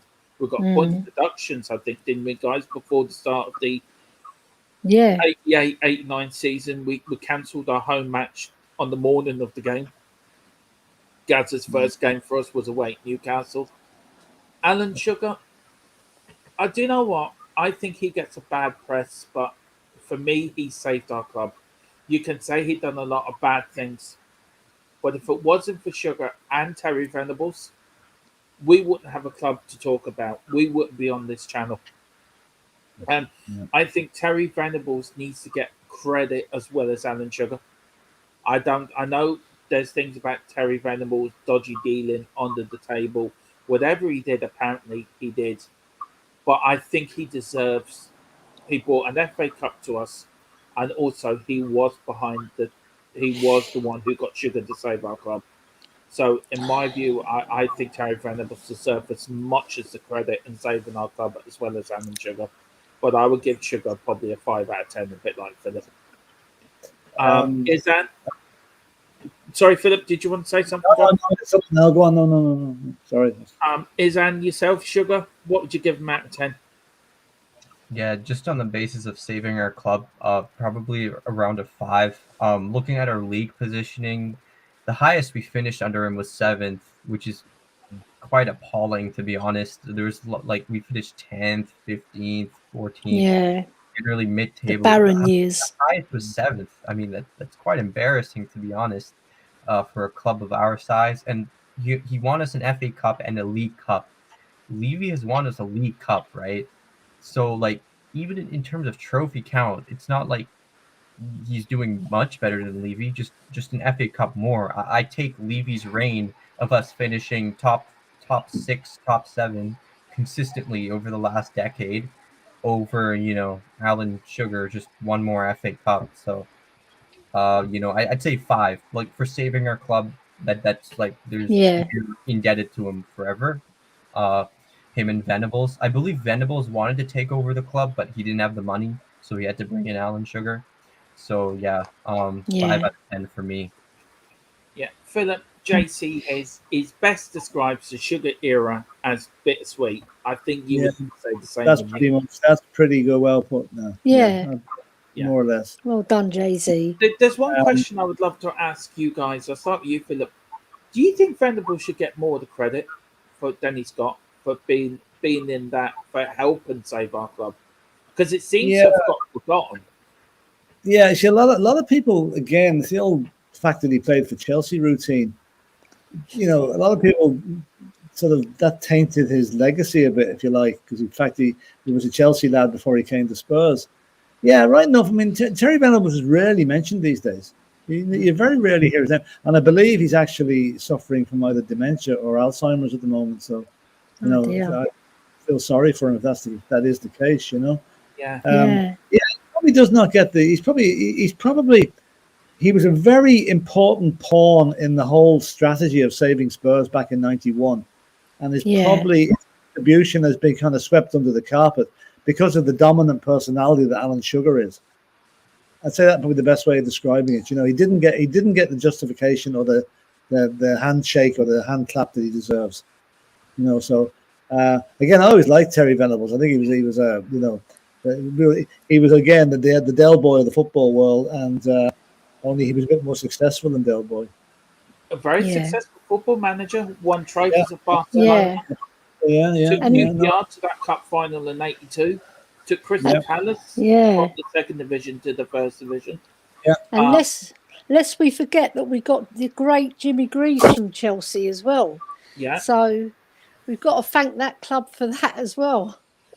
Elly, just to you on Terry Venables.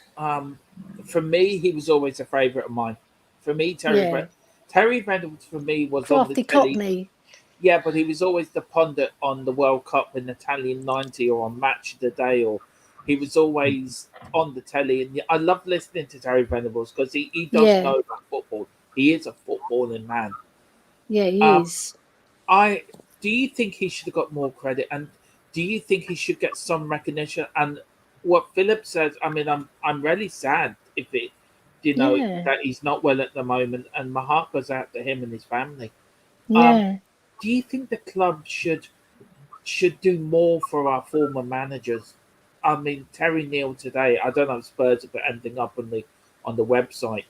Though he is Arsenal, he's still our former manager.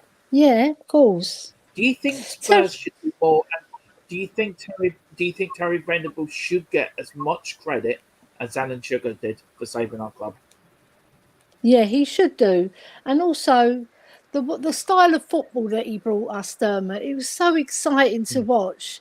I mean, when Gaza got us to the final in 1991, fantastic in the semi-final. But leading up to that, when we played Notts County, we went 1-0 down and Gaza just dragged us through that competition. It was so exciting. The football we were playing was sublime. We played some beautiful stuff. And Gaza was the forefront of that team. But we also had Waddle and there's so much. There was so. Hello, as Ellie froze. Ellie, hello, are you there, Ellie? I go to you. Can you hear us, Ellie? Yeah. Terry Venables has got Alzheimer's. We just checked it there. He has got Alzheimer's. That's very sad. And he's had it since January last year. He's 79 now, almost 80. Yeah. Ellie will be back. Ellie has disappeared. They said her phone might run out. Huh? She said her phone might run out or something. Maybe she did say that, bless her. Izan, very quickly, we're going to end the show up soon. Terry Venables, we will do a profile on Venables' management career with Spurs in the season. Izan, for you, do you think he should get the same credit as Sugar for saving us and also winning us that FA Cup? I do agree Venables deserves a lot of credit because I believe he's the one who got Sugar into buying the club, because at first Sugar wasn't interested. Venables wanted to save the club, but he didn't have the money to do so. So he needed, the backing from Sugar. So I do believe he deserves a lot of credit. I mean, the way things fell out was pretty sad to see. Apparently there's a lot of behind the scenes, like hiding stuff from each other, which is what led to Sugar sacking him. But if it wasn't for him, there would be no club. He played a huge part in it, and he does deserve credit. Well, I want to thank everyone who was part of the show tonight. Philip, again, the Godfather, absolutely fantastic, and the work you put into it behind the scenes. Thank you so much. You're welcome.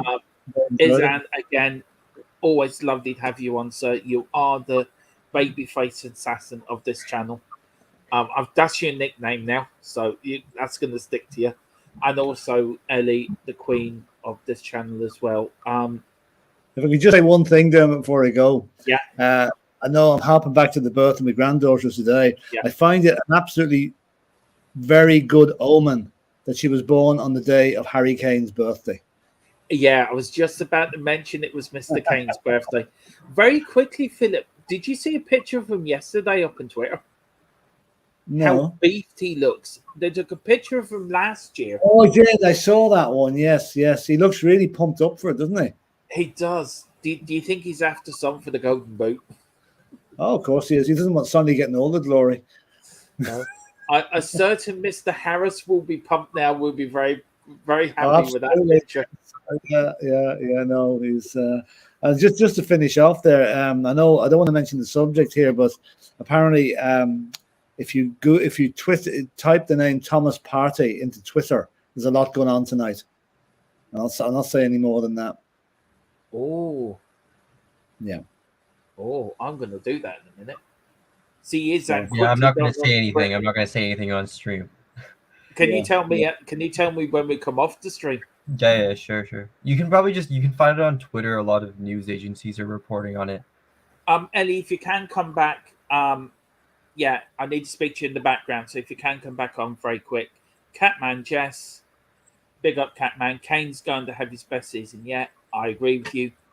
Coover with the numbers 99. Peter that baby's face assassin never gets a mention in the credits for the show or any adverts. Big up his hand, mate. Well, Coover will always big up his hand in this show. He is the stats man, and Coover knows he's well loved on this channel. And Ellie's saying, if you can, then Ellie, I'll WhatsApp you. And then JC's and Ellie, thanks for your great insight. Enjoyed your appearance. Ellie, you'll always find Ellie here on this channel, as well as Philip. Philip, where can people find you apart from there? If you like music, it's nothing to do with football at all. Yeah. If you look at Philip Brady and Darky Kelly's, there's about 150 videos of various rock bands and mostly our band playing in Dublin on a Tuesday night. Some good stuff on it. Some great singers. So, are you're the drummer? So, are you a bit for Keith Moon? Yeah. Or are you a bit for Keith? No, the funny thing is the way the camera's set up, you can barely see me, but I assure you, I am there. Yeah. So what we've got from that is Philip Brady is the Keith Moon of the band on Dublin. Where are you playing on the Tuesday, Philip? We're playing Darky Kelly's on Fishamble Street in the Liberties in Dublin. Well, in Temple Bar in Dublin. It's a music pub. We play 7 nights a week, and we get a massive crowd on the Tuesday night. So if you're there on the Tuesday, pop in, give this man support. He really is the godfather of all the channels, and he's a lovely, lovely man, a proper gentleman, and it's a pleasure to have him on here with us, and it's a pleasure to know him as well. And Izan, apart from here, where can people find you on Twitter, or can they find you on Facebook, or where can people find you? Oh yeah, I have an Instagram. You can follow me there if you want to message me. I don't really post on Instagram much, but if you want to message me, even on WhatsApp, you want to talk about football or anything, I'm always down. You can find me here on this amazing channel as always. So yeah, that's basically it. Okay, well, listen, thank you so much all for watching. Please like and subscribe. Please, if you haven't subscribed, please subscribe. If not, hit that like button. We're on the march to 600. And please, if you're there, if you want to pick up a page, remember the link's in the chat.